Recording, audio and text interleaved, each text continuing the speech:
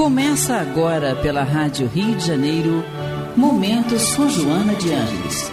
Um programa que trará a você as lições da espiritualidade. Produção e apresentação, Maria de Fátima Miranda. Amigos ouvintes da Rádio Rio de Janeiro, que o Senhor Jesus nos envolva, né? Com alegria que estamos de volta para o nosso encontro semanal. Hoje na companhia do Eduardo, que precisou se retirar um pouco, e do Amaury Santos Neto. Amaury, cumprimenta aí os amigos. Muita paz, estamos aqui de novo, né, Miranda? Isso. Né? Analisando e dando a nossa posição dessa mulher admirável, Joana de Ângeles, né? Que foi psicografado por Divaldo Pereira Franco, do livro O Homem Integral. Nós estamos no último capítulo do Homem Integral, que Sim. fala sobre o homem do futuro, né? Porque o modelo de homem integral para nós é Jesus. E aqui ela vai nos falando nesse capítulo a morte é o seu problema, a controvertida comunicação dos espíritos, o modelo organizador biológico e a reencarnação. Perfeito. Nós vamos continuar ainda a morte e o seu problema, no parágrafo 12º. Perfeito. Então vamos lá, meus amigos. Tudo no mundo físico é impermanente. Impermanente. E tal impermanência pode ser vista sob duas formas: a exterior ou grosseira e a interior ou sutil. Nada é sempre igual, embora a aparência que preserva nos períodos de tempo diferentes. Por isto mesmo, tudo se encontra em incessante alteração no campo das micropartículas, até o instante em que a forma se modifica. Fase sutil de impermanência. Um objeto que se arrebenta e um corpo vegetal, animal e humano que morre passam pela fase da transição exterior grosseira para uma outra estrutura, experimentando a morte. É interessante, né, a colocação, porque ele mostra que o plano físico onde nós hoje estamos colocados, ele é impermanente, né? Porque nós somos como o Sol. O Sol queima o quê? Queima o seu próprio combustível. E nós queimamos o nosso próprio combustível. Por isso que envelhecemos. Em permanente movimento, né? Ainda que pareçamos parados. Isso. E a gente observa isso na área física quando a gente olha as nossas fotos. Né? Eu já parei até de olhar as minhas. Mas quando você vê a sua trajetória, quando você tinha 1 ano e quando você tem 10. Olha a mudança molecular, né? O número de células que vão agregando para você, depois de 1 ano, 10 anos depois, você já é uma outra pessoa. Mais 10 anos, você está totalmente diferente de quando você tinha 1 ano. Né? Você já está com as formas físicas definidas, parecendo um pouco mais com o pai, parecendo com a mãe, com o tio, com a tia. Quando você tem 30, mais ainda. Então a gente vai se distanciando do ponto de partida e vai tendo mudanças necessárias, né, para que você possa estar dentro de um grupo social. Então essa mudança também é acompanhada pelo cérebro, porque quando você tem 1 ano você tem uma visão, quando você tem 10 anos você já muda a sua visão, quando você tem 20 a mudança é maior, com 30 é mais, e assim vai. E aí? Sim. Mas é o que ela está falando aqui, né? Nada é tão igual. Não. Sim. Já foi nesse parágrafo que nós lemos isso. Embora a aparência que preserva nos períodos de tempo diferentes. Porque o nosso amigo, né? Sim. O abduzido que retornou. Aí isso é só você que tem direito de ir a Júpiter. Exatamente. Tá vendo? Por isso mesmo, tudo se encontra em incessante alteração no campo das micropartículas, até o instante em que a forma se modifica.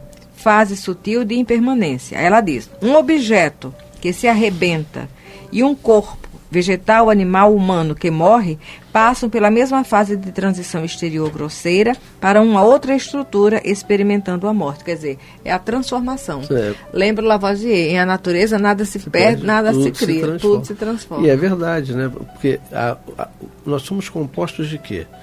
Dos elementos que o planeta tem. Nós temos no nosso organismo ferro, sódio, potássio. Tudo isso já existia na natureza. E aí, hoje, essas mesmas substâncias, quando a gente vai envelhecendo, a gente tem que tomar em forma de medicamento. Você tem que tomar cálcio, que tem na natureza. É o desgaste orgânico, você faz a reposição dos minerais. Aí, quando você desencarna, esses elementos se transformam outra forma de vida. Reentregam-se à natureza. É isso aí. Mas o espírito não. O espírito se torna livre, sai da prisão, porque isso aqui é uma prisão, né?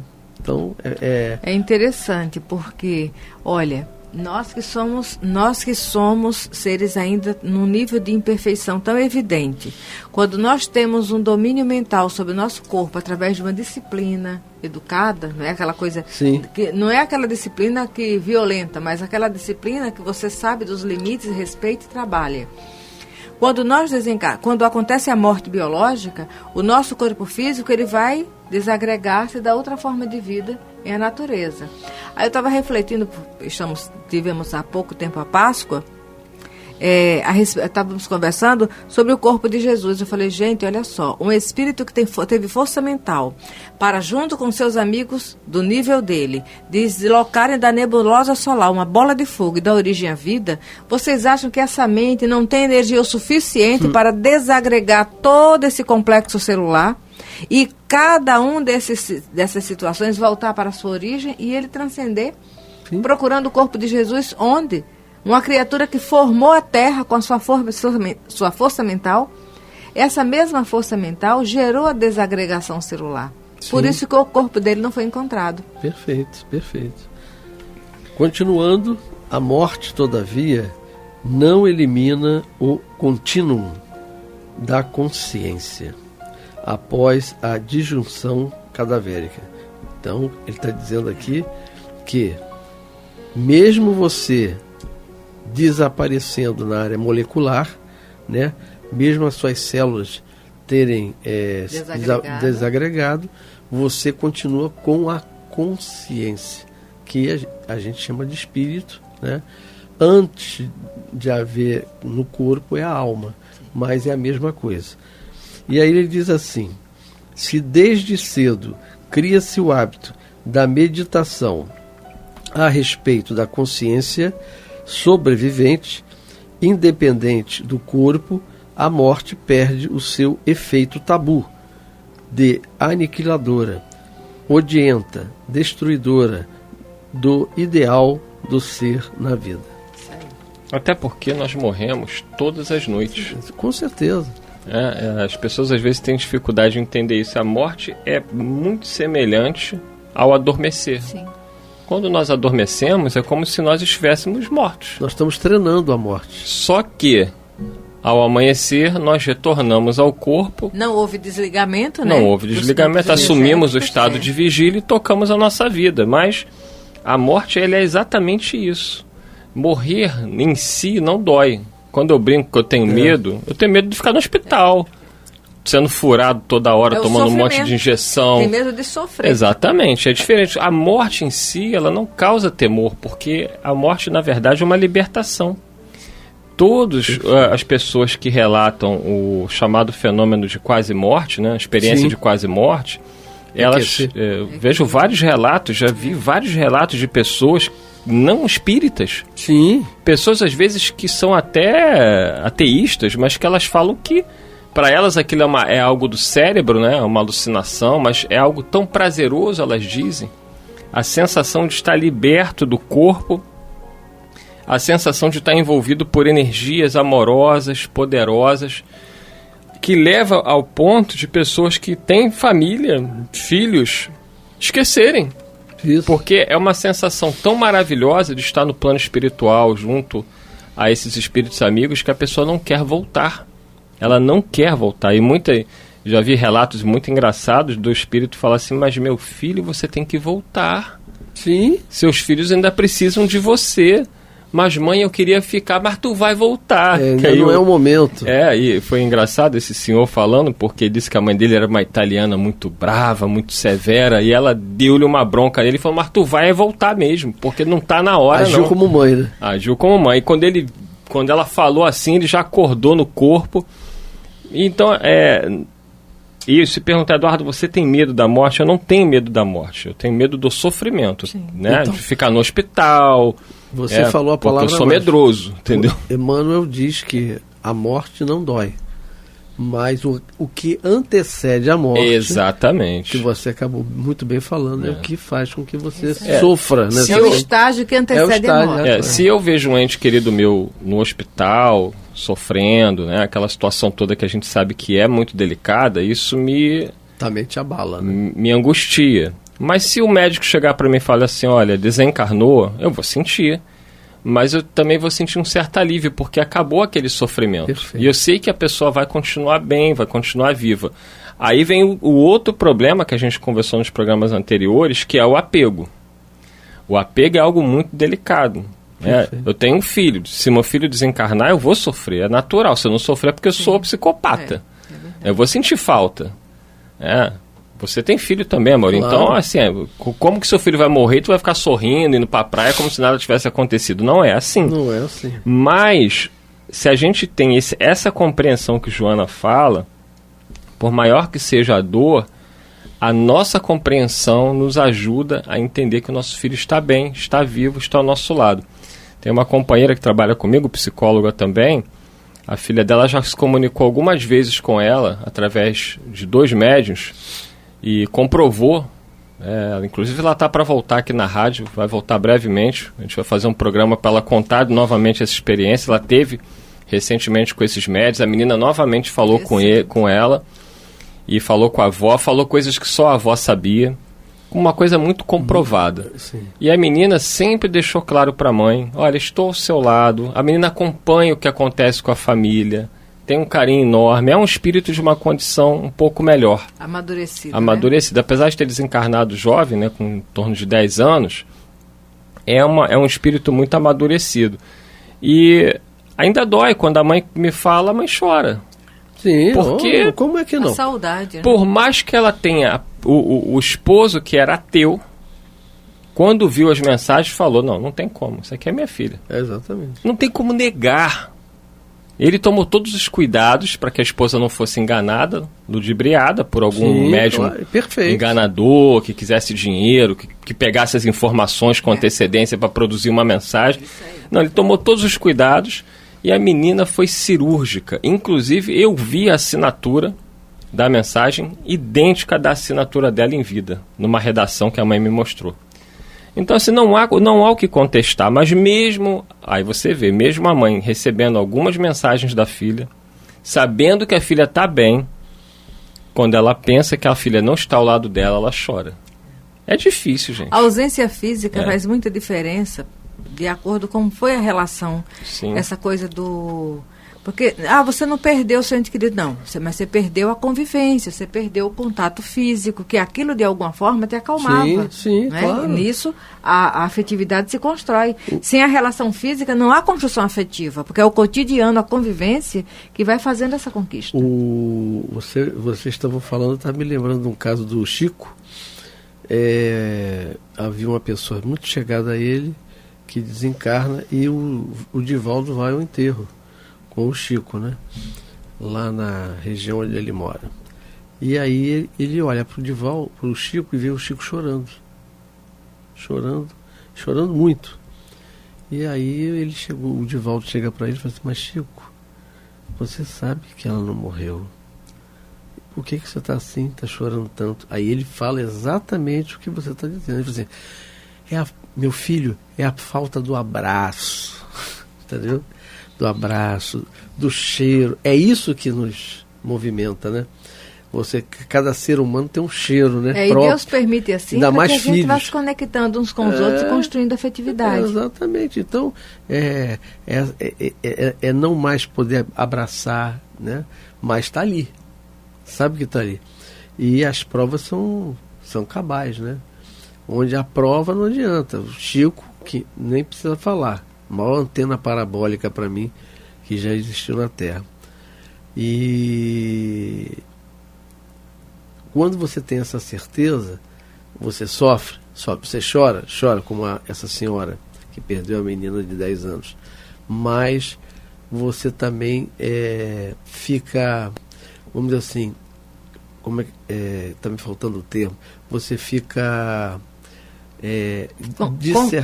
de um lado fica confortado sabendo, não é? Exatamente. Que existe um que vínculo na realidade que é real, não que permanece. Desapareceu, né? Porque você imagina você receber uma carta de uma pessoa que você ama e tudo, como ele falou, né? Tudo que está na carta, inclusive a assinatura, é idêntica.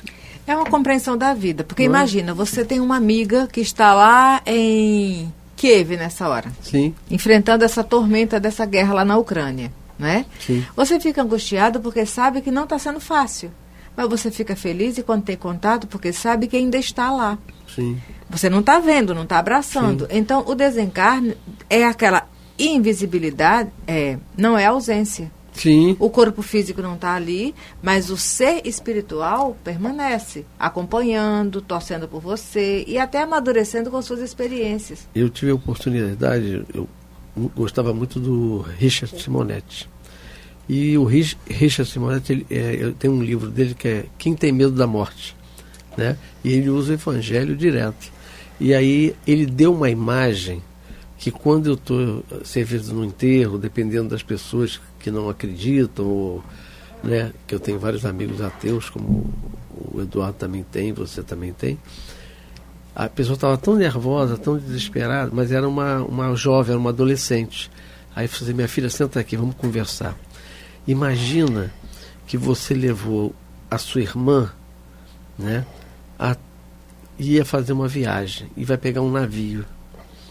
E aí você foi ao cais do porto, viu a sua irmã tomar o navio parte daquele cais. E você olhando, né? E ela lá de cima te dando adeus, até logo, você mandando um beijo daqui, tal, até sumir no horizonte. Eu achei essa imagem maravilhosa. Então, sempre falo isso. Então, imagina sabe que ela existe, continua em algum lugar, mas não consegue sua ver. irmã está onde? Está naquele outro país. Isso aí. Você sabe que ela está bem, que ela está viva, mas ela tem que viver a vida dela. E você está no outro lado. Ela sabe que você também está bem. E sabe que você está vivendo bem. Então, isso é... Essa certeza é uma conquista imprescindível para que outro conhecimento seja elaborado depois. Não é? Porque tudo que a doutrina espírita nos oferece hoje nos auxilia a racionalizar a vida nessa dimensão imperceptível aos sentidos físicos.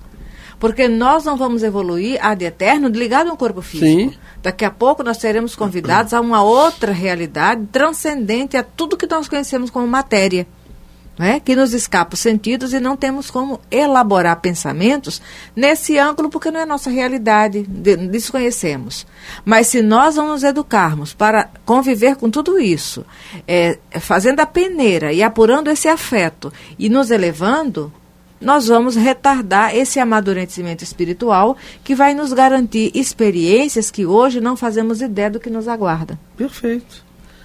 Para terminarmos, né, quase terminando o capítulo, o tradicional enigma do que acontece após a morte deve ser de interesse relevante para o homem que, meditando, encontra o caminho para decifrá-lo.